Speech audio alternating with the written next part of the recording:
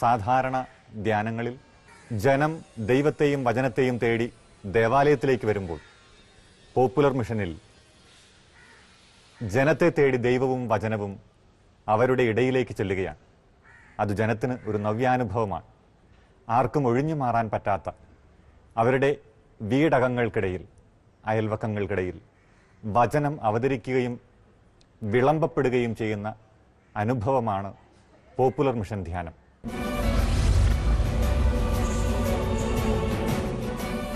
Francis പാപ്പ 2014 November 30 മുതൽ ആഗോള കത്തോലിക്ക സഭയിൽ സമർപ്പിത വർഷമായി ആചരിക്കണമെന്ന് ഉദ്ബോധിപ്പിച്ചതായി നമുക്കറിയാം.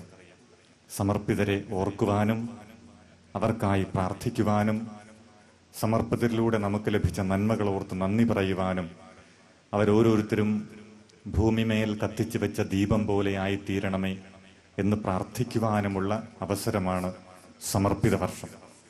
നമ്മുടെ ഇടവകയിൽ നിന്ന് ധാരാളം സമർപ്പിതരുണ്ട്, സിസ്റ്റേഴ്സും വൈദികരുമൊക്കെ. എല്ലാവരെയും വിളിച്ച് നാം ഒരു ദിവസം ആദരിക്കും, അവരെ ശ്രവിക്കും. ഇന്ന് നമ്മുടെ ഇടവകയിൽ ഔദ്യോഗികമായി സമർപ്പിത വർഷം ഉദ്ഘാടനം ചെയ്യപ്പെടുകയാണ്. ദീപം തെളിക്കുന്ന നേരമാകുമ്പോൾ ബഹുമാനപ്പെട്ട മദർ കൂടി വേദിയിലേക്ക് വരണം. പിതാവിനോടൊപ്പം ദീപം തെളിച്ച് നമ്മുടെ ഇടവകയിൽ സമർപ്പിത വർഷം ആരംഭിക്കണമെന്നുകൂടി അഭ്യർത്ഥിക്കുന്നു.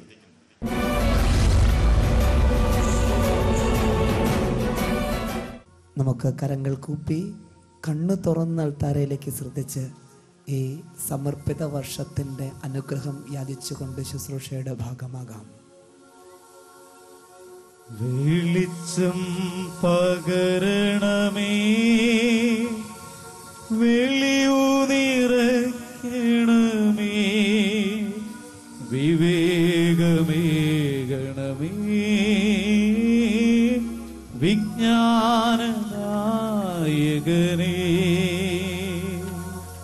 വെളിച്ചം പകരണമേ, വെളിവു നിറയ്ക്കണമേ, വിവേകമേകണമേ,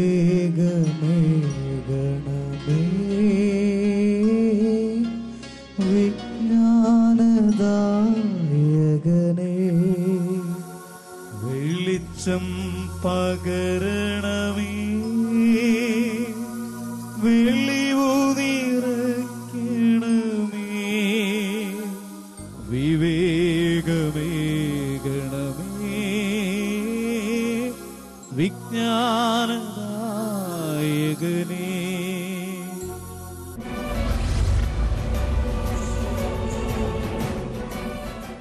വർഷങ്ങൾ നീണ്ട വഴക്കുകൾ പലർക്കും തമ്മിൽ കൂടുവാനായിട്ട്, അവരുടെ വഴക്കുകൾ മാറ്റിവെച്ചുകൊണ്ട് പലരുടെയും വീടുകളിലേക്ക് കയറി ചെല്ലുവാനും അവരുമായിട്ട് വഴക്കുകൾ അവസാനിപ്പിക്കാനും പലർക്കും സാധിച്ചു.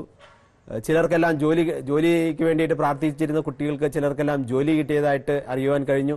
രോഗശാന്തി ശുശ്രൂഷയിൽ പല ആളുകൾക്കും രോഗത്തിന് ശമനമുണ്ടാവുകയും അത്തരം കാര്യങ്ങളെല്ലാം ആളുകൾ ഞങ്ങളുമായിട്ട് പങ്കുവയ്ക്കുകയുണ്ടായി.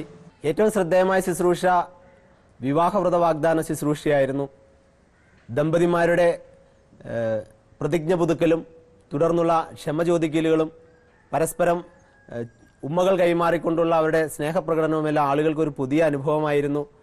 പല ദമ്പതിമാർക്കും വർഷങ്ങളെ 50 വർഷവും 25 വർഷവും 30 വർഷവും എല്ലാം വിവാഹം കഴിഞ്ഞിട്ടായ പലരും അവർ തമ്മിൽ ചെറിയ അകൽച്ചയുണ്ടായിരുന്നതെല്ലാം ഈ വിവാഹവ്രത വാഗ്ദാന ശുശ്രൂഷയിലൂടെ പരിഹരിക്കുവാനായിട്ട് സാധിച്ചതായിട്ട് എല്ലാവരും വളരെ സന്തോഷത്തോടു കൂടി അറിയിക്കുകയുണ്ടായി.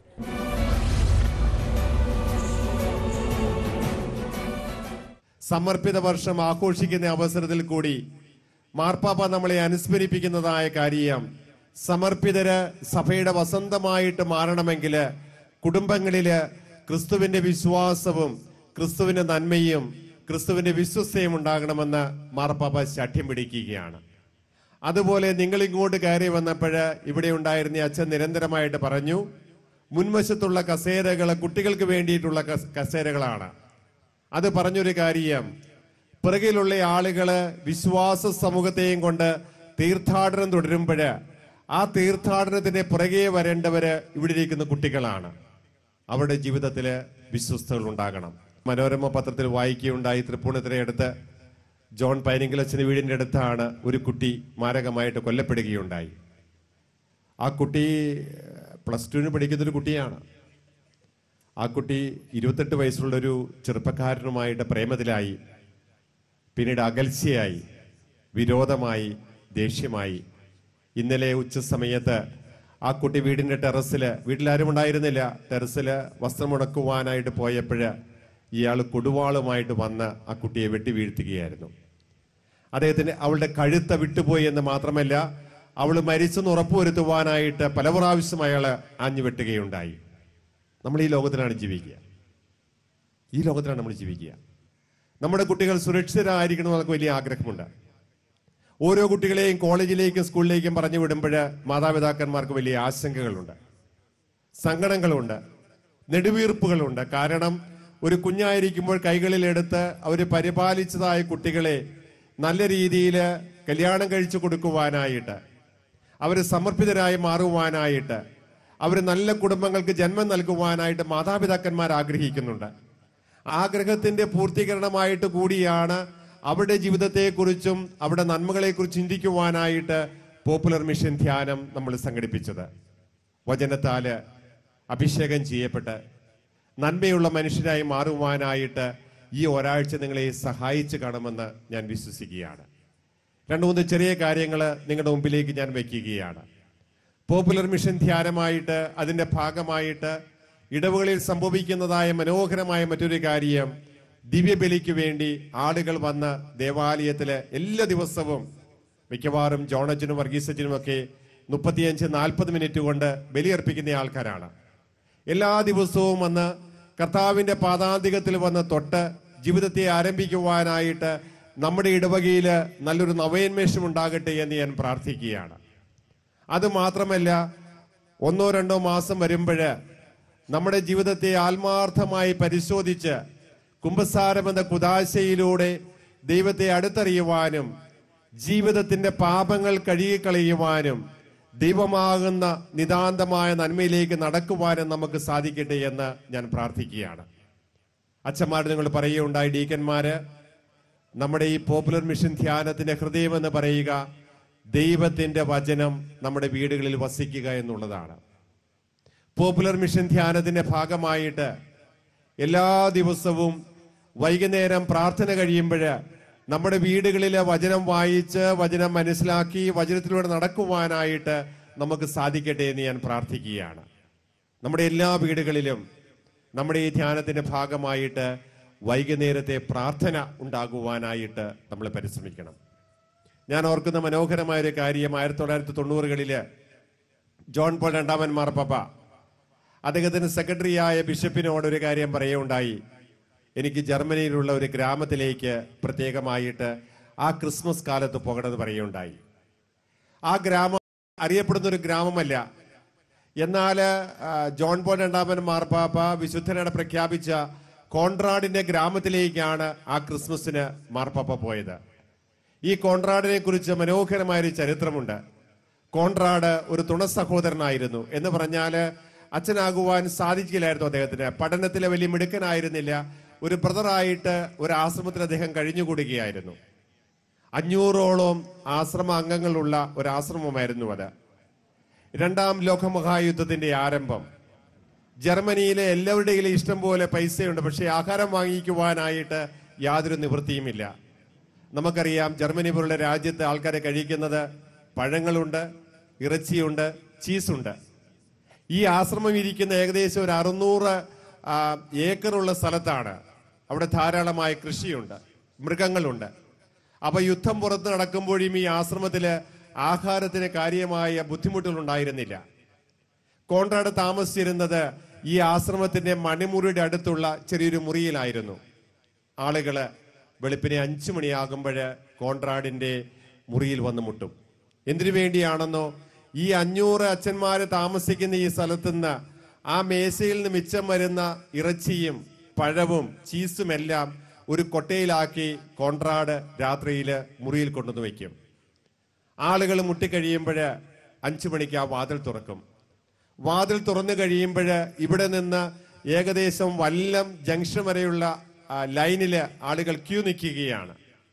എല്ലാവർക്കും വേണ്ടത് ഒരു കഷ്ണം റൊട്ടിയാണ്, ഇറച്ചിയാണ്, ചീസാണ്. ഈ വലിയ കുട്ടയിൽ ഉള്ളതെല്ലാം തന്നെ കോൺട്രാഡ് കൊടുക്കും. കൊടുത്താലും അധികം പേർക്കൊന്നും കൊടുക്കുവാനായിട്ട് സാധിക്കില്ല. ഒത്തിരി പേര് മിച്ചം വരും. അത് കഴിയുമ്പോഴേ കോൺട്രാഡ് തന്റെ വാതിലടയ്ക്കും. വാതിലടച്ചാലും 7 മണിയാകുന്നവരെ ആൾക്കാര് ഈ വാതിലില് ഇടിച്ചുകൊണ്ടിരിക്കുകയാണ്. കോൺട്രാഡിന് വേറെ മാർഗമൊന്നുമില്ല, നിസ്സഹായാവസ്ഥയാണ്. അദ്ദേഹം ചെയ്തിരുന്ന മനോഹരമായൊരു കാര്യമുണ്ട്. അദ്ദേഹത്തിന്റെ മുറിയുടെ എതിർവശത്ത് ഒരു വാതിലുണ്ട്. ആ വാതിൽ സ്ഥിരമായിട്ട് അടച്ചിട്ടിരിക്കുകയാണ്. കാരണം അദ്ദേഹം തുണ സഹോദരനാണ്. ആശ്രമത്തിനുള്ളിലേക്ക് അദ്ദേഹം കയറാറില്ല. ആ വാതിലിന്റെ താക്കോൽ ദ്വാരത്തിലൂടെ നോക്കുമ്പോഴ് അൾത്താരയിൽ തൂങ്ങിക്കിടക്കുന്നതായ ക്രൂശിതനായ മിശിഹായെ കാണുവാനായിട്ട് അദ്ദേഹത്തിന് സാധിക്കുമായിരുന്നു. അങ്ങനെ കാണണമെങ്കിൽ 2 കണ്ണുകൊണ്ട് കാണാൻ സാധിക്കില്ല. കോൺട്രാഡ് ആ വാതിലിന് മുമ്പിൽ മുട്ടുകുത്തും. മുട്ടുകുത്തി കഴിയുമ്പോൾ ഈ താക്കോൽ ദ്വാരത്തിലൂടെ ആ ഒരു കണ്ണ്, ആ കർത്താവ് ക്രൂശിതനായ മിശിഹ അവിടെ തൂങ്ങിക്കിടക്കുന്നത് കോൺട്രാഡ് കാണാറുണ്ടായിരുന്നു. കണ്ണുനീരോടെ പ്രാർത്ഥിക്കും. പ്രാർത്ഥിക്കുന്ന എന്തിനു വേണ്ടിയാണെന്നോ, എന്റെ മക്കള്, അദ്ദേഹം പറയാറുണ്ട്, എന്റെ മക്കളെ വിശന്ന് ഈ വാതിലിന് പുറത്തു നിൽക്കുകയാണ്. കർത്താവേ, ഞാൻ നിസ്സഹായനാണ്, നീ അവരെ കാത്തുകൊള്ളണമേ എന്നുള്ള നിരന്തരമായ പ്രാർത്ഥനയാണ്. അങ്ങനെ 3-4 വർഷക്കാലം ആ ഡോറിന്റെ അടുത്ത് ഒരു കണ്ണിലൂടെ നോക്കി കോൺട്രാഡ് കരയുമ്പോഴ് ആ കണ്ണുനീര് വീണ് ആ വാതിൽ പാളികൾക്ക് നിറം മാറ്റം സംഭവിച്ചിരുന്നു. മാർപ്പാപ്പ അത് കാണുവാനായിട്ടാണ് പോയത്. മാതാപിതാക്കന്മാര് താക്കോൽ ദ്വാരത്തിലൂടെ ക്രൂശിതനായ മിശിഹായെ നോക്കി കുഞ്ഞുമക്കൾക്ക് വേണ്ടി പ്രാർത്ഥിക്കണം. അതാണ് സമർപ്പിത വർഷത്തിന്റെ സന്ദേശം തന്നെ.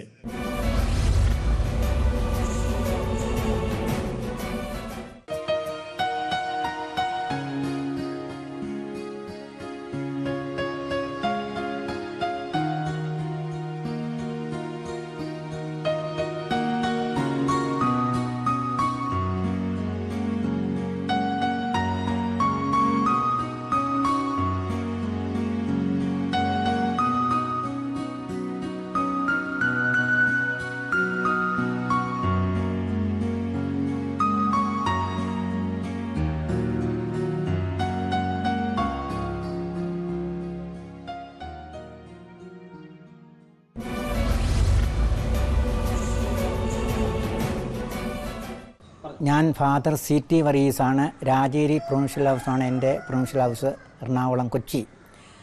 ഞാനിവിടെ വന്നിട്ട് 1 കൊല്ലം, ഈ ഡിസംബർ മാസം വരുമ്പോൾ 1 കൊല്ലമായി തീരും.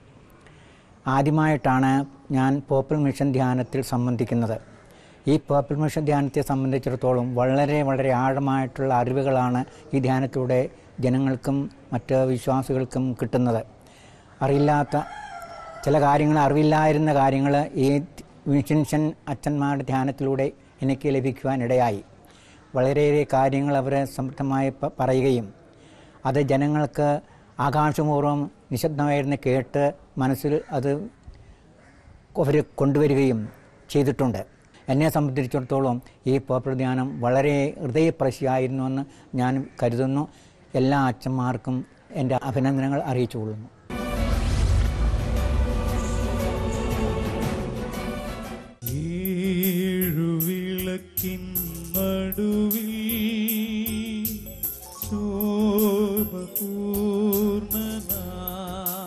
ഈശോയെ നോക്കി മാറത്തു പൊൻകച്ചയണിഞ്ഞും കാണും യേശുവേ. 7 വിളക്കിൻ നടുവിൽ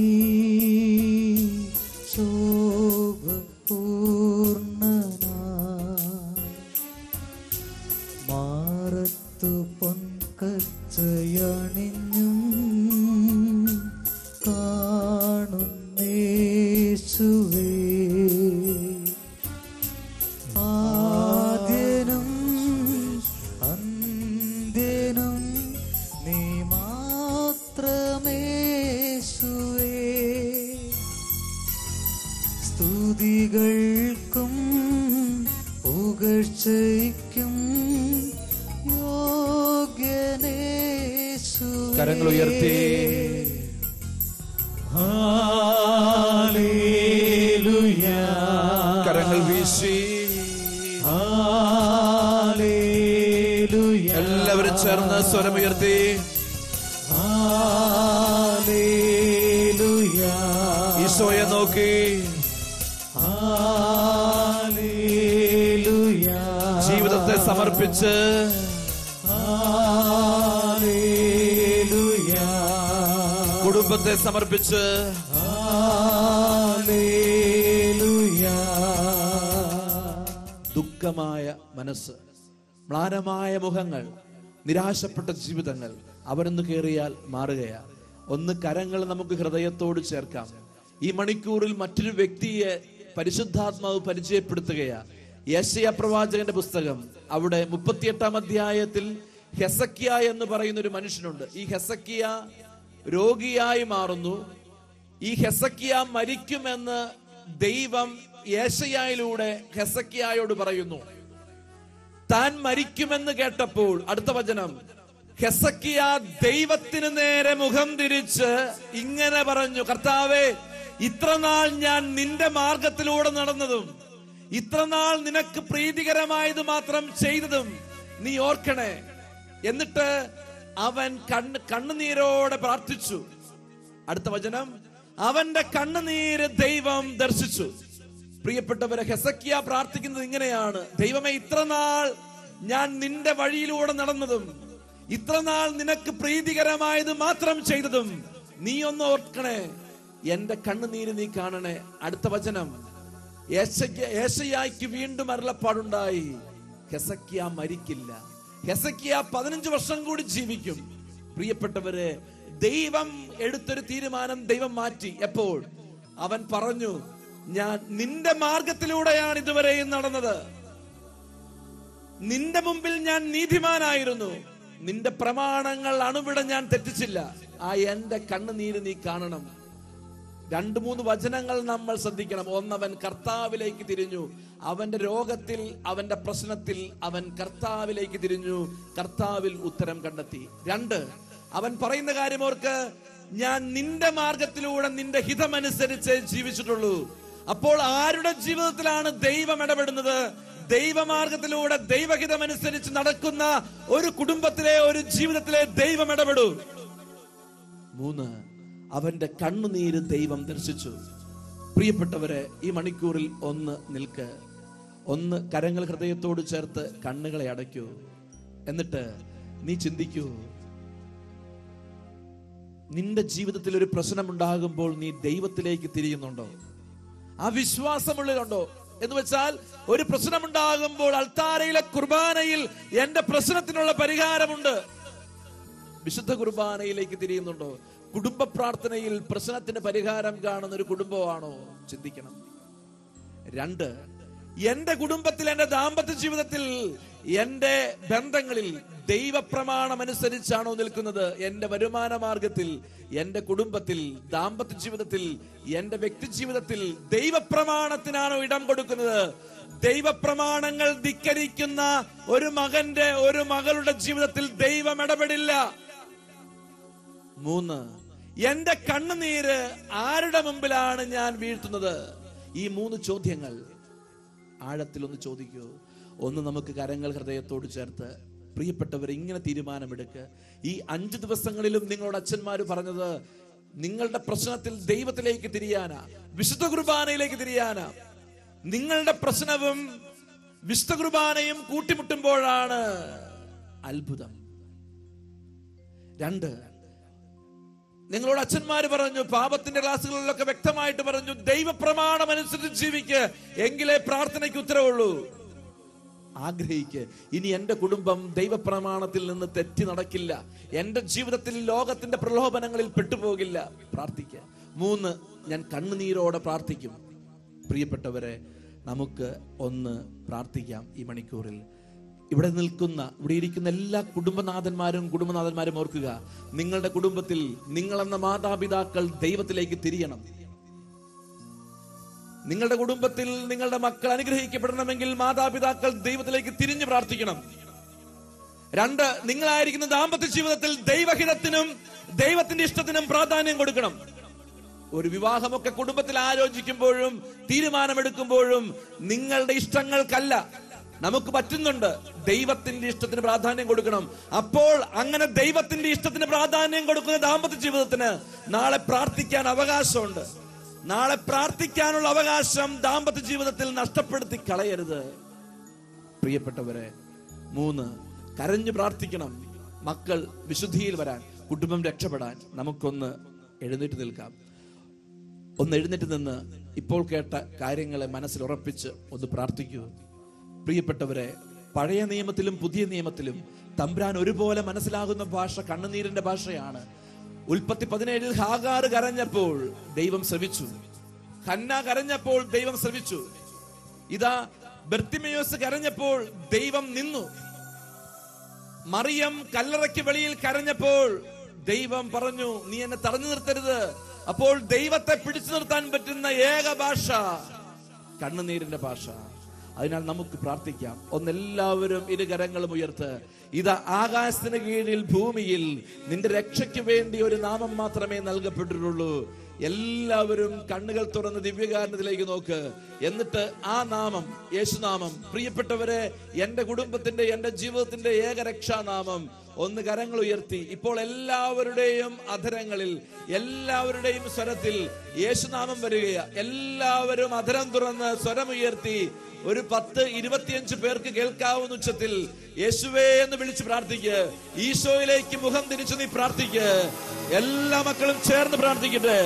ശക്തിയോടെ ദൈവകൃപയ്ക്ക് വേണ്ടി ആഗ്രഹിച്ച് അഭിഷേകം, ശക്തി, കൃപ ഈ നിമിഷം അനേകം മക്കളിലേക്ക് നിറയട്ടെ. വിടുതലിന്റെ, സൗഖ്യത്തിന്റെ ആത്മാവ് ഈ നിമിഷങ്ങളിൽ ഈശോയെ ഏറ്റെടുത്ത് വിശുദ്ധീകരിക്കട്ടെ.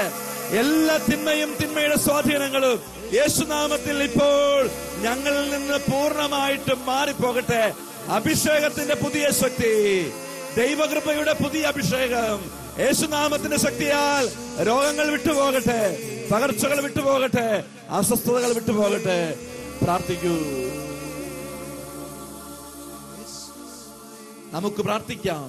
38 വർഷങ്ങൾ ജീവിതത്തിൽ ജീവൻ നഷ്ടപ്പെട്ടു പോയൊരു മനുഷ്യൻ, സ്വപ്നങ്ങൾ പാഴായിപ്പോയൊരു മനുഷ്യൻ ജീവിതം മടുപ്പിലെത്തിയപ്പോൾ അവന്റെ അടുത്ത് ഈശോ വന്നു.